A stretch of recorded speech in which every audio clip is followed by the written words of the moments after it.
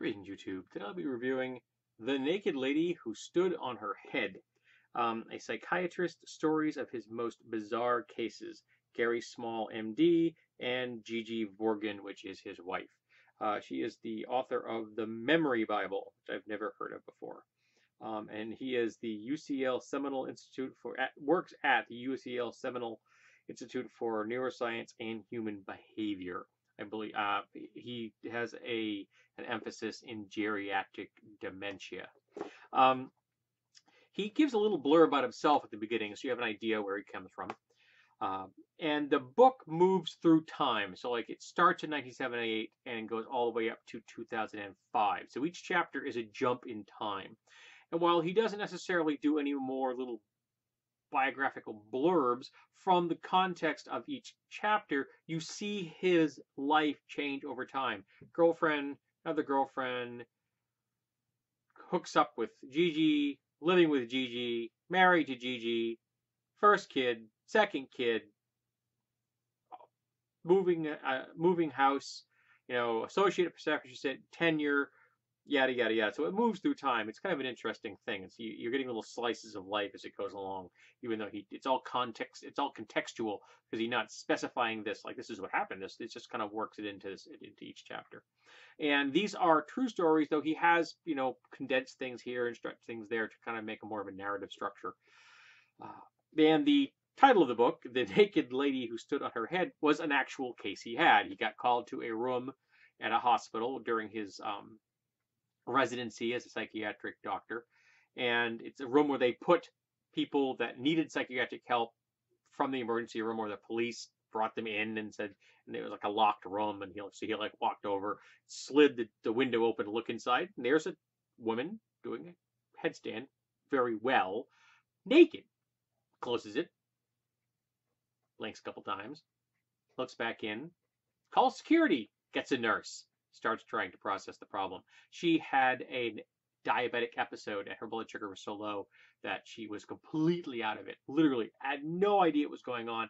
They were finally able to get her to drink some orange juice, and guess what happened? She came back.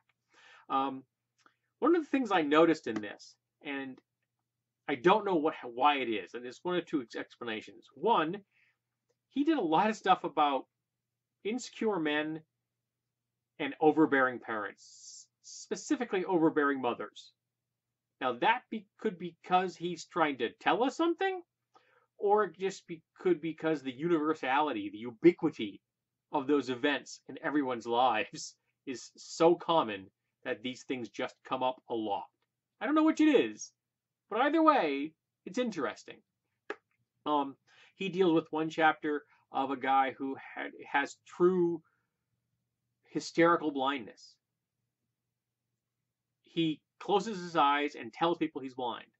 His eyes are closed, that's why he can't see. And when the guy goes to examine him, he goes to open his eyes, and the guy's crunching his eyes closed tighter and tighter and tighter, completely unaware he's doing it.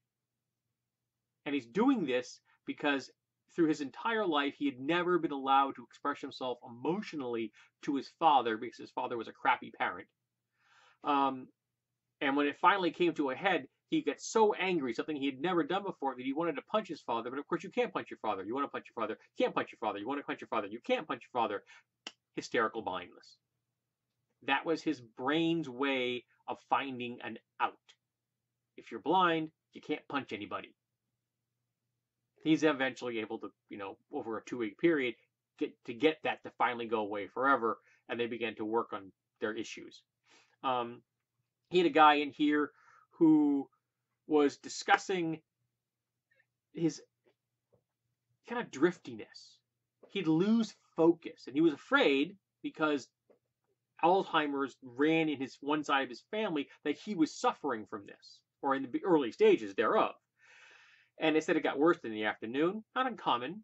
That happens to a lot of people at certain times of dementia. They're sharper in the beginning of the day. As the day goes on, they get less sharp. And he repeated, over time, he's having sessions with this guy, and he gets the chance to go see him at his office in his natural environment, kind of get an idea of what's going on in his day-to-day life. And he's noticed the guy drinks water compulsively. I drink a lot of water. I drink at home, I drink like 2 of these a day. Okay. At work, I drink 2 to 3 of those at work. But that's not as much water. And this guy's drinking multiple times more water than that every day. And what he was doing, he was taking so much water in, it was diluting the sodium in his system so far that he literally didn't have enough sodium in his system for proper synaptic operation. And as the day went on, it was getting worse because he kept drinking water. And as soon as they put salt into his system, hey, look at I can think again. So it was a case where it wasn't psychiatric, where it wasn't dementia. It was just a simple medical issue because of compulsive water drinking.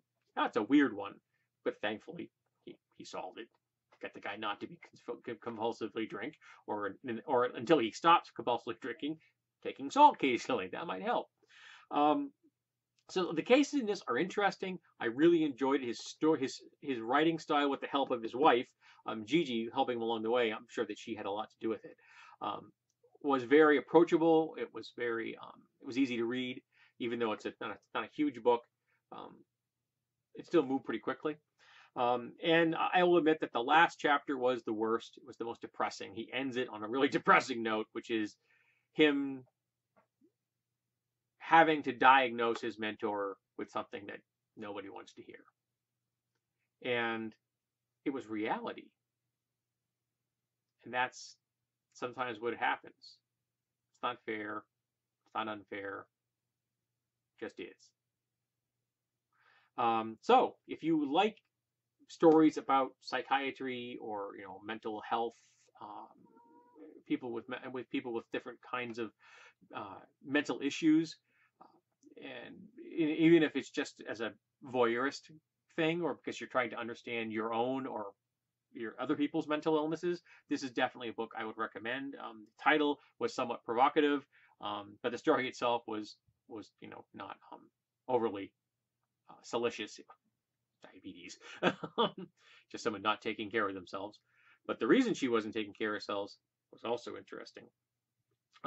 So the naked lady who stood on her head was definitely worth your time, or it definitely is worth your time. Yeah.